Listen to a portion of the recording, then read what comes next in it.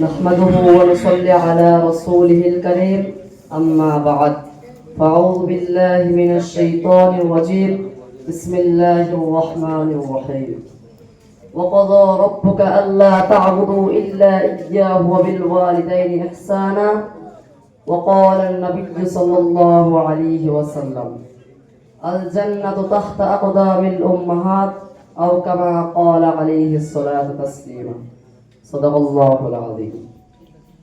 সর্বপ্রথমে আমার ভগ্ন কণ্ঠে নিবেদিত হোক যাবতীয় প্রশংসা ও আরাধনা ও উপাসনা নিখিল ধার একমাত্র শ্রেষ্ঠ সে আল্লাহর প্রতি, যিনি অবেসনার ও যার আঙ্গুলের দ্বারায় নিয়ন্ত্রিত বিশ্ব চরাচর।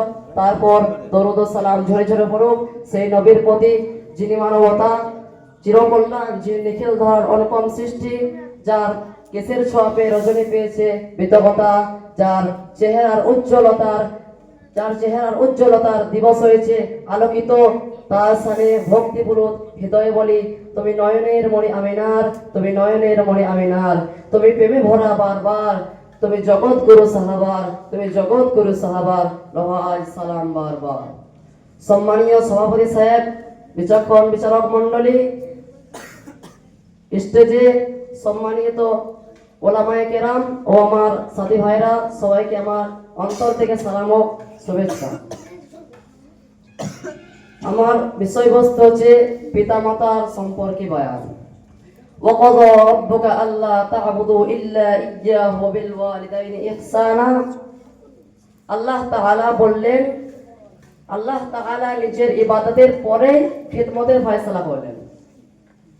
তোমরা আল্লাহর ইবাদতের পরে পরে মা বাবার খিদমত করো, তাদের সঙ্গে সৎ ব্যবহার করো। ফালা তাকুল লাহুমা উফ, তাদেরকে এতটা পরিমাণ কষ্ট দাও না যে তাদের মুখ থেকে উফ শব্দ বের হয়। এই মা বাবা হলো ছেলের জান্নাত, আর বাবা হলো জান্নাতের দরজা। তাই বিশ্বনবী সাল্লাল্লাহু আলাইহি ওয়াসাল্লাম বললেন, আল জান্নাতু তাহতা আকদামিল উম্মাহাত, মায়ের পায়ের নিচে হচ্ছে জান্নাত। তোমাদের কাছে তোমার মা বাবা কেউ যদি বৃদ্ধ বা বৃদ্ধি হয়ে যায়, তবে কার খিদমত করবে বেশি, কার সেবা করবে বেশি? এক সাহাবা বিশ্বনবী সাল্লাল্লাহু আলাইহি ওয়াসাল্লামের কাছে গেল। তিনি জিজ্ঞাসা করলেন, ইয়া রাসূলুল্লাহ সাল্লাল্লাহু আলাইহি ওয়াসাল্লাম, মান আহাক্কুন নাসি বিহসনি সাহাবাতি, কার বেশি খিদমত করব, কার বেশি সেবা করব, আমার মায়ের না বাবার?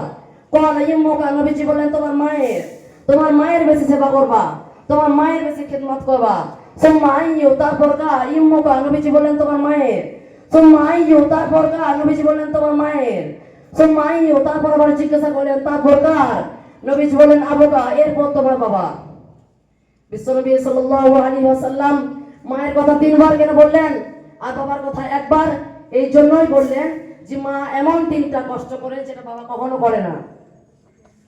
আল্লাহ তাআলা বললেন হামালাতহু উম্মুহু কুরহা, নাম্বার 1, মা সন্তানকে পেটে নেয় যেটা বাবা কখনোই পারে না। ওয়াদাআতুহু কুরহা, নাম্বার 2, মা সন্তানকে প্রসব করার বেদনা নেয় যেটা বাবা কখনোই পারে না।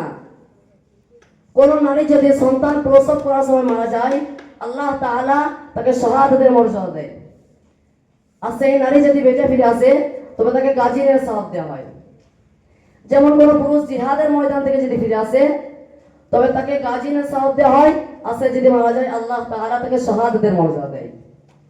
ওয়া হামলুহু ওয়া ফিসালুহু 30 শাহরা, মা সন্তানকে দুধ পান করার কষ্ট সহ্য করে যেটা বাবা কখনোই পারে না। তাই বিশ্বনবী সাল্লাল্লাহু আলাইহি ওয়াসাল্লাম আমার মায়ের কথা তিনবার বললেন, আমার মায়ের সম্মান কথা তিনবার বললেন। নাম্বার 1, মা সন্তানকে পেটে নেয় যেটা বাবা কখনোই পারে না। নাম্বার 2, মা সন্তানকে প্রসব করার বেতন নেই যেটা বাবা কখনোই পারে না। নাম্বার 3, মা সন্তানকে দুধ পান করায় যেটা বাবা কখনোই পারে না। এই বলে আমার বক্তব্য শেষ করছি। আল্লাহ তাআলা আমাদের সকলকে মা বাবার খিদমত করার তৌফিক দান করুন। আমিন। ওয়া আখিরু দাওয়ানা আলহামদুলিল্লাহি রাব্বিল আলামিন।